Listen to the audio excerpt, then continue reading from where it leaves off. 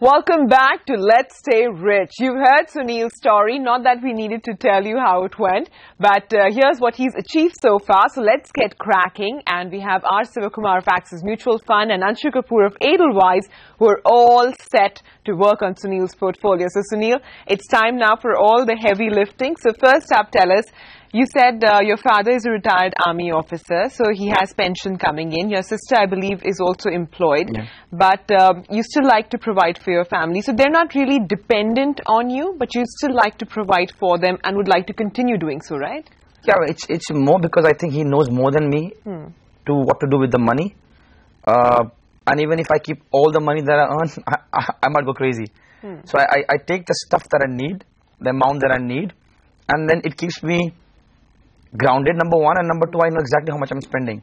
So in a month that I spend on anything that I do, is a fixed amount, more or less, and that's what I take from my father.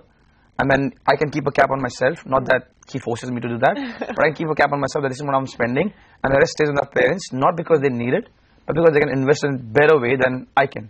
Okay, so what are your comfort areas in terms of the asset classes that you've chosen so far to invest in? I think it's maximum properties. Yeah. That's what we have done. Me and my dad, some houses in Delhi, some land here and there. That's what is the prime investment that we have done. Not very educated about bonds and equities. That's why we're talking, you know, the other room, and that's the only reason why we have stayed away from it. Some little bit of gold, some fixed deposits, some expenditures like cars, bikes, which I love the most. Apart from that, yeah, not much. Okay, so earlier we spoke about your financial goals, and you said you haven't, thought very far ahead, except that you want to continue your current standard of living. Have you given any thought to a career post-football? I haven't, as I said, I haven't thought about it in a concrete way. But there are some, there are a few things that I want to do. Maybe open an academy, join AIFF, if they take me, come back to ISL or go back to Bangalore FC in some way, be a consultant, some way or other, but be attached with football. As I said, haven't thought about it in a proper way. When the time comes by and when it's near, then I'll give it a thought. But definitely something with football. So you just wanted to stay focused on your goals and your current career and the post-career life. Have you ever given it a thought how much corpus, how much investment amount you will need to sustain yourself when you retire? And I'm sure that you're aware that earnings may perhaps be volatile, or they may dip. They may not be the same as they are today. So have you given it a thought? I haven't, to be very honest. Don't want to lie to you. And right now the way you put it up, now I have to. What I have thought is, till the time I can play football, I'll play football. I'll enjoy it. And then I'll see what happens. Probably because now it's me, my mom, my dad, and my sister. So I don't put so much of brains into what's going to happen, and this is going to dip, and something else is going to happen. I have to keep working hard. I can't just relax, maybe like that. If I put it in the right way, if I invest in the right way, the way we're talking, then maybe I don't have to rush back. If I don't, then I might have to rush back to a lot of things, maybe do commentary, maybe, you know what, I mean, just keep hustling. I don't want to do that. Right. The other question I had was about protection. You are an income stream, and so far as you keep playing, you know what kind of income stream you will generate. But what happens if there is some mishap, there is an injury, you're not well, you're not able to play? Have you thought about that? Not exactly. Touch wood. What happens is, if you get injured for the specific team that you're playing for, let's suppose you get injured for Mumbai City FC or Bangalore FC or the national team, they take care of the contracted salary. So, but it does make sense because I'm the one who's earning the family. What happens for the next 5 years? We have a normal life insurance, nothing specific to sports, and that's something that I definitely would want to know more, and maybe have one, because you never know, if you stop playing or if something happens to you and you can't play for next 2-3 years, then you're gone, and there is no income at all. And just also to ask you, what kind of new responsibilities you think will come your way while you're playing or beyond your playing career? See, right now, as I said, my mom, my dad, my sister, once I get married, when I get married, if and when I get married, things are going to change. Then there's your wife, and then kids are going to come. And yeah, that's where, because now I'm 30, and when I'm going to get married and all, and the time sets in, then I'll be almost about to leave football. And that's why two gentlemen over here are very important to let you know how to invest in the right way. The last thing that you want to do as a footballer is to just have to rush back into doing something. Because generally when I think about myself, I've played 13 years now.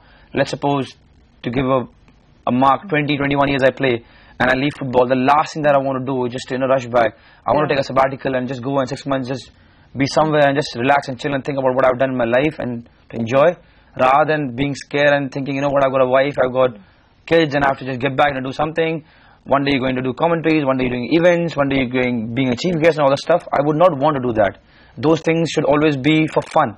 When you go for an event and get money, or when you go do whatever, it should be for fun. It shouldn't be, I need money for my family. And that's why probably I have to make sure that whatever I earn and I put in the right ways. So this continuity of income is one, or the lack thereof is one of your bigger fears. It is, because you never know. I want to believe that I'm sharp. I want to believe that I'll still make money in some other way, but it's not confirmed. Right now I'm doing what I'm doing is something that I do best. So you're more confident. I will not be the same once this is gone and something else has to come. So that's why when we're talking, it's very, very important that whatever I earn, I put in the right way so that I can yield maximum from that. Do you keep money lying idle in your savings account? What has happened in the last 6-7 years is the moment we are done with one property, in about a break and so we take to the another one. Or if the money is lying, then we give it to the fixed deposit stuff. So generally it doesn't happen that the money is lying there. But yeah, that's the answer. It doesn't for a longer period of time. It doesn't. But it's not a thought out plan to keep some amount of money idle there. No. That's not the plan. No, you keep a little bit of cash for your daily expenses. No, not the daily, but any emergency or whatever. But it's not a huge amount. A follow-on question to this: you have a lot of investment in property. Is that one is they tend to be quite illiquid. What that means is that should you wish to use that money for some other purpose, it could take several months to exit or to sell. Also, you can't sell a kitchen. So if you have a large property and you want a part of that value, you can't just sell one bedroom or one kitchen. So you have to sell the entire property. So one of the things is when we look at your portfolio, it is obviously lopsided towards property, which has this illiquidity built into it. So that's something I think we need to address, to have a more mixed portfolio which has a little bit of high yield compared to property as well as liquidity. What I mean by yield is property in India has a very low return in terms of rental income per annum. Obviously that is balanced by the value growth. When your fixed deposits, for example, have a higher yield, but there's a fixed value. So there needs to be a mix, and having too much in one asset, which is like property, could expose you to a lot of illiquidity. So is it only fixed deposit that I can put money in terms of the fact that I can liquidate whenever I want, or is there something else also? No, I think the most important thing there is in your peak of your earnings career. This is a time when you can actually take a lower yield and go for growth. You can get growth through property, but you can also get growth through stocks, where the yield today may be low, but has the potential to grow rapidly. However, as you get closer to your retirement, these are asset classes, especially equities, where you can have sharp falls, and therefore you could have potential for large losses. So you need to start moving towards more income generating or fixed income as you get closer to your retirement age and into your post-playing career. This asset allocation, Sunil, is dynamic. So it may start at one place in terms it may be skewed towards some asset classes today, but it will change with your different life stage. But one more question that I have for both of you on behalf of Sunil is he someone who requires estate planning as well, given the kind of corpus that he might be looking at? See, he's very young. The family is fairly uncomplicated, as in it's a small family. He doesn't have too many dependents today. And what he was sharing, he doesn't have too many liabilities.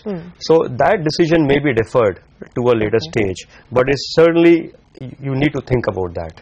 Alright, so our experts, it seems, are now armed with everything that they need to make a holistic financial plan for Sunil Chhetri's future. So let's take a quick break, give them time to do that, and in the meanwhile, let's stay rich.